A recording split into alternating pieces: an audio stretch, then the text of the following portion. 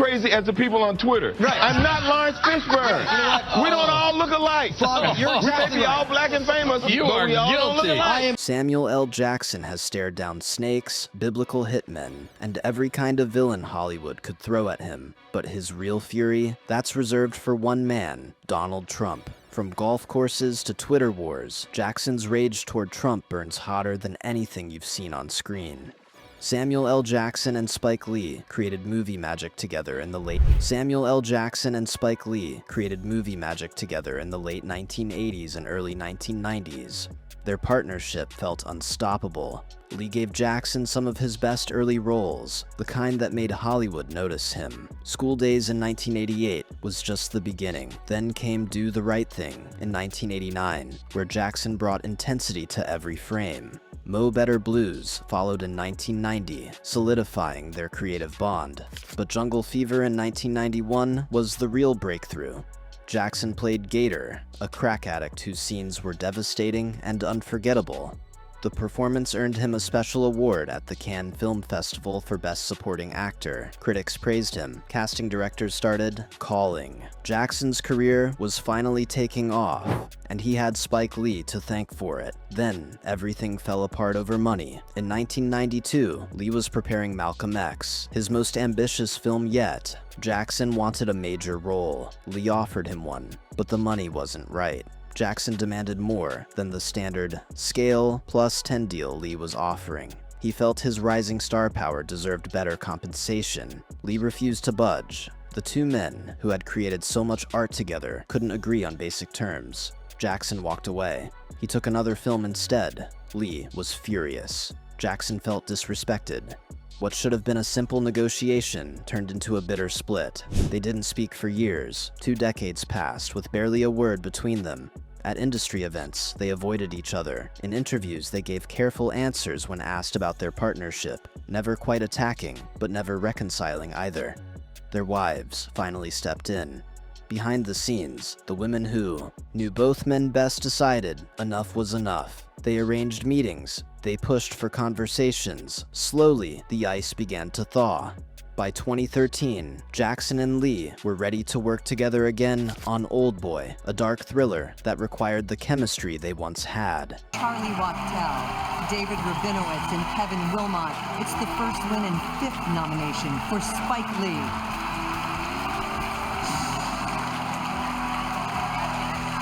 The reunion worked perfectly. On set, it was like no time had passed. They fell back into their rhythm, understanding each other's creative instincts immediately. Jackson later said working with Lee again felt completely natural, like they'd never stopped collaborating. In 2015, they teamed up again for Chirac, Lee's bold statement on gun violence. The feud was over. But here's the thing about the Jackson-Lee fallout, it was business.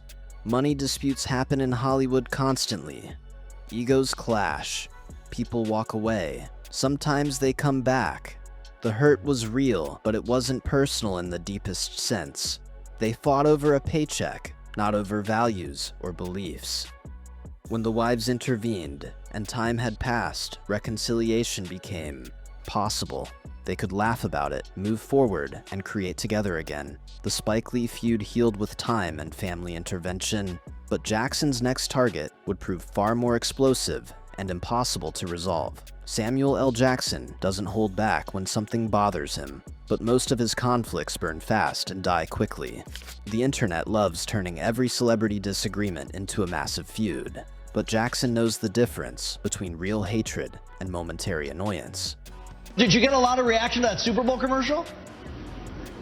What Super Bowl commercial? Oh, you know what? I've been my mistake. See what? See, you're as crazy as the people on Twitter. Right. I'm not Lawrence Fishburne. That's my fault. I know that. That was my fault. Take his issues with film production, for example. During Deep Blue Sea in 1999, Jackson openly complained about reshoots. He hated repeating scenes, doing take after take of moments he thought were already perfect. He'd show up, do the work, but let everyone know he wasn't happy about it. The frustration was real, but it was directed at the process, not at specific people. Once filming wrapped, he moved on completely. Then there was the Saturday Night Live incident. Jackson appeared on the show and accidentally dropped an F-bomb during a live sketch.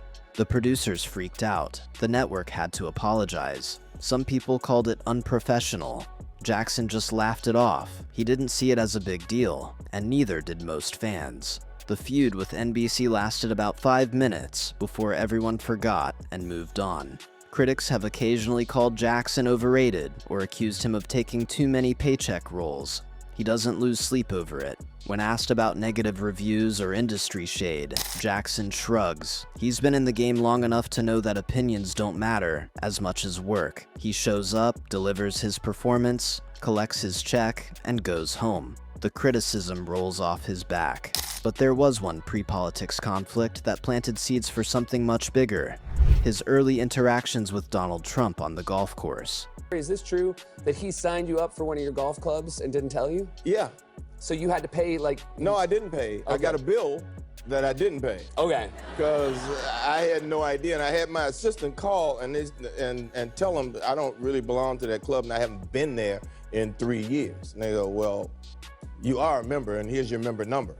And they were charging me some pool fee for being at I haven't been there. But I did... Somebody did send me something today that said Trump said he didn't know me. Before Trump became president, before the rallies and the political chaos, he was just a wealthy businessman who liked golf. Jackson also loved golf and played at exclusive clubs where Trump was a member. They crossed paths multiple times. They even played rounds together, sometimes with other celebrities like Bill Clinton. It should have been casual, just rich guys hitting balls and talking trash. Best of my knowledge, haven't played golf with him and think he does too many TV commercials. Boring, not a fan. Not a bad thing. Now, it's very interesting when Donald Trump says someone is out on TV too much, because, you know, he's very, with exposure, he thinks it's very careful to just barely be on TV at all. Barely get yourself out there. But is that true? You say, now you claim right here you have met him. Yeah, I met him a lot. Jackson noticed something, though. Trump cheated. Not a little bit, but constantly. He'd move his ball when he thought no one was watching. He'd lie about his score. He'd take extra strokes and pretend they didn't happen. For Jackson, who took the game seriously, it was annoying. More than that, it said something about Trump's character. We were all playing together, and we clearly saw him hook a ball into a lake at Trump National in Jersey. And his caddy told him he found it. Now, was the caddy soaking wet when he said this? No, he was not. Yeah, he just took off running, and next thing you know, I got it, Mr. Trump! The cheating wasn't the only issue. Jackson later claimed Trump secretly billed him for club membership fees, charging him for access Jackson thought was free. Trump denied knowing Jackson well enough to do that. In fact, Trump straight up claimed they barely knew each other, which was ridiculous given the documented rounds they'd played together. In 2016, the conflict went public on Twitter. Jackson called out Trump's golf cheating and the membership billing. Trump responded by calling Jackson boring and claiming they'd never been friends. Actor Anthony Anderson jumped in, confirming that he'd been at a lunch where Trump, Jackson, and Bill Clinton shared shrimp and hot dogs together. The evidence was clear. Trump was lying about not knowing Jackson. This was still relatively minor, though. Golf disputes and Twitter spats happen all the time in Hollywood. Jackson wasn't losing sleep over it yet, but the cheating on the golf course and the casual dishonesty were early warning signs of what Jackson would later see as Trump's defining characteristics: narcissism, dishonesty, and a complete lack of integrity. Jackson's activist roots run deep. He came of age during the civil rights movement. He attended Morehouse College in Atlanta, a historically black institution that shaped his political consciousness. He ushered at Martin Luther King Jr.'s funeral in 1968, an experience that marked him forever. He was involved in Black Power movements on campus, taking over the administration building and demanding change. Not in Manhattan, but the other Trump club that's on this side of the bridge. And when I got there, it was President Clinton. Really? Who could also verify that Donald Trump knows me. Wow. Here's the bummer. And Don did show up, and he took Bill in and bought him a jacket. That activism never left him. While many Hollywood stars stay silent on political issues to protect their careers, Jackson speaks out constantly. He supports causes related to racial justice, education, and environmental protection. He uses his platform to call out injustice wherever he sees it. But even with all that fire, most of his anger is generalized, aimed at systems and structures rather than individuals. Except for one man. Jackson's minor conflicts faded quickly, but his golf course encounters with Trump were just the beginning of something far more explosive and personal. Donald Trump isn't just another celebrity beef for Samuel L. Jackson. He's not a disagreement over money or a clash of egos that time can heal. Trump represents something much deeper and more painful. The racism Jackson experienced growing up in the segregated South. Jackson was born in Washington, D.C., but raised in Chattanooga, Tennessee during the height of segregation. As a black child in the South, he experienced racism in its most brutal, everyday forms. White people called him the N-word. They denied him access to restaurants, bathrooms, and schools.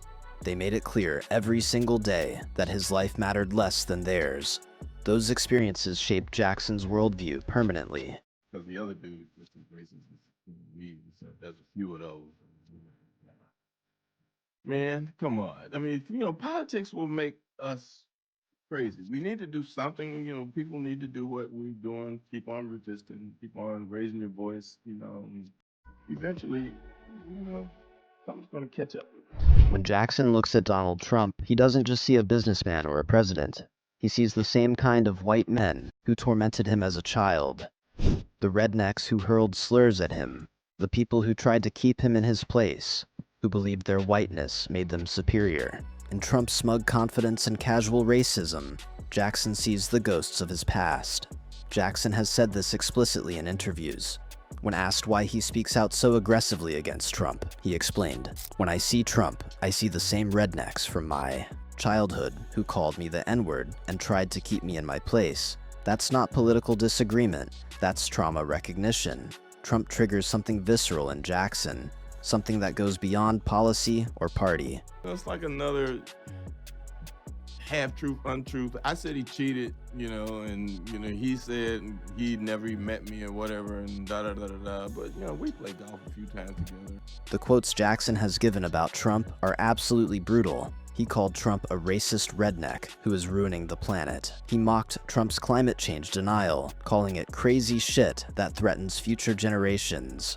When Trump went on bizarre rants about windmills causing cancer, Jackson appeared in ads flipping the bird at fossil fuel companies, clearly aimed at Trump's energy policies. But the most powerful quote came when Jackson was asked if he worried about losing fans by being so political. His response was pure Samuel L. Jackson. "This man is ruining the planet. If you're not saying anything, you're complicit. Do I care? Burn up my videotapes. I don't give a damn." That's the difference between Trump and every other person Jackson has clashed with.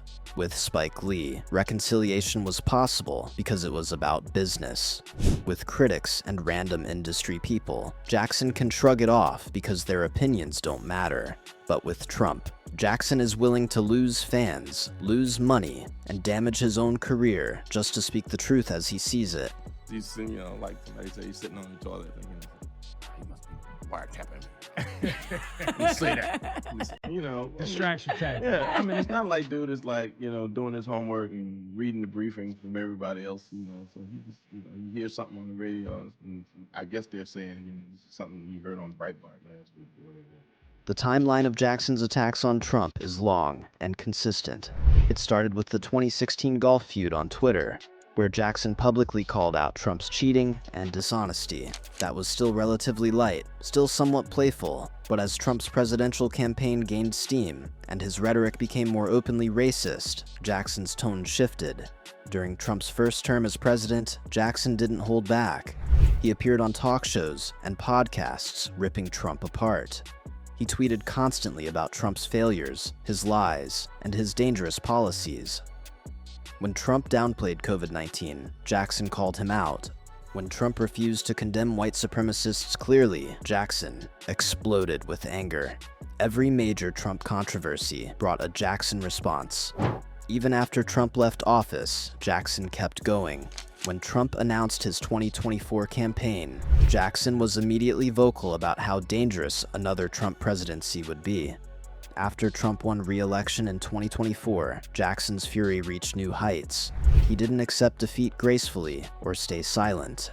He continued calling Trump out, continued warning about the damage he believed Trump would do.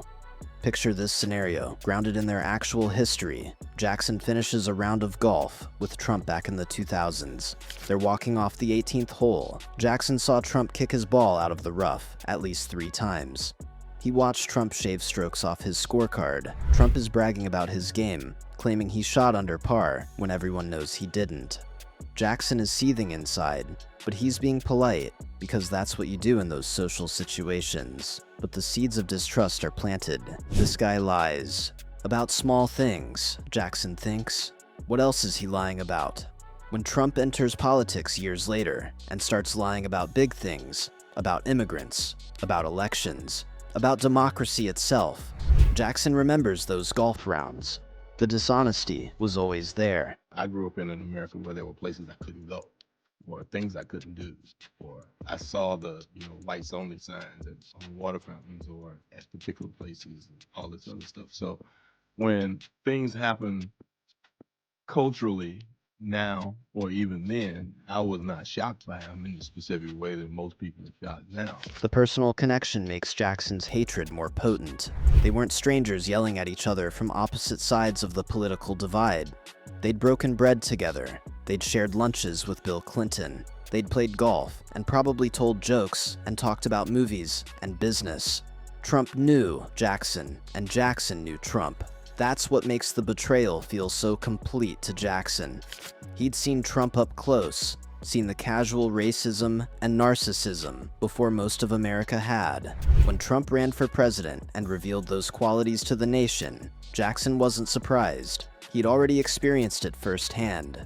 Jackson's approach to the Trump conflict is unique in Hollywood. Most celebrities who oppose Trump do so carefully. They'll make a statement here and there, donate to campaigns, maybe show up at a protest, but they hedge.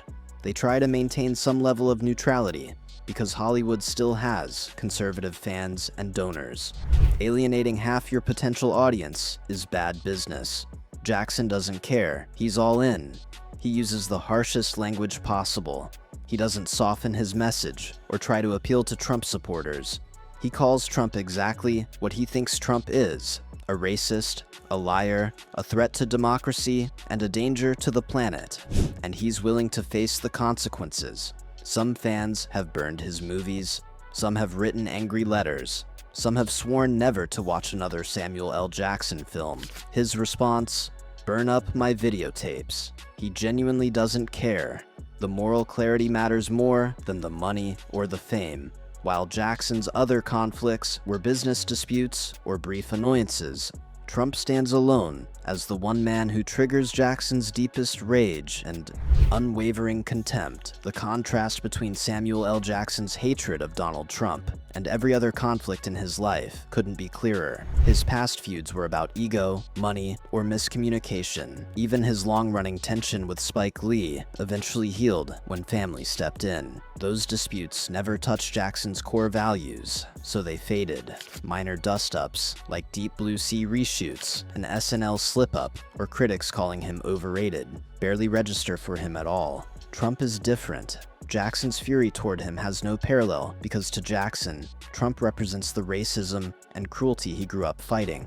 The smug superiority, the belief that some lives matter more than others. Jackson doesn't just see a politician. He sees the ugliest parts of America that black people have battled for generations. I didn't want to be right. I hoped I was trying to be funny. I think you were trying to make sure people would go vote. I was really hoping people would go vote, and I hope they'll go vote now because now they know what can happen. That moral dimension makes reconciliation impossible. You can forgive someone over money. You can reconnect over business. But how do you make peace with someone you believe stands for the same attitudes that scarred your childhood? Jackson won't even try. He also accepts the backlash that comes with speaking out. He knows he loses fans and money. He knows Hollywood prefers its stars polite and apolitical. Still, he talks louder than almost anyone else, not for attention, but because he believes silence helps the wrong side. That conviction has always defined him. This is the same man who ushered at Martin Luther King Jr.'s funeral and occupied his college administration building demanding change. Comfort has never mattered more to Jackson than justice. Donald Trump is the one man Samuel L. Jackson truly hated more than anyone. A grudge born on fairways, forged in racism's shadow, and fueled by fearless truth-telling. Jackson doesn't just act tough against Trump, he lives it. Hollywood's rare, unfiltered voice in a scripted world. If you want more on celebrities who never hold back, subscribe now.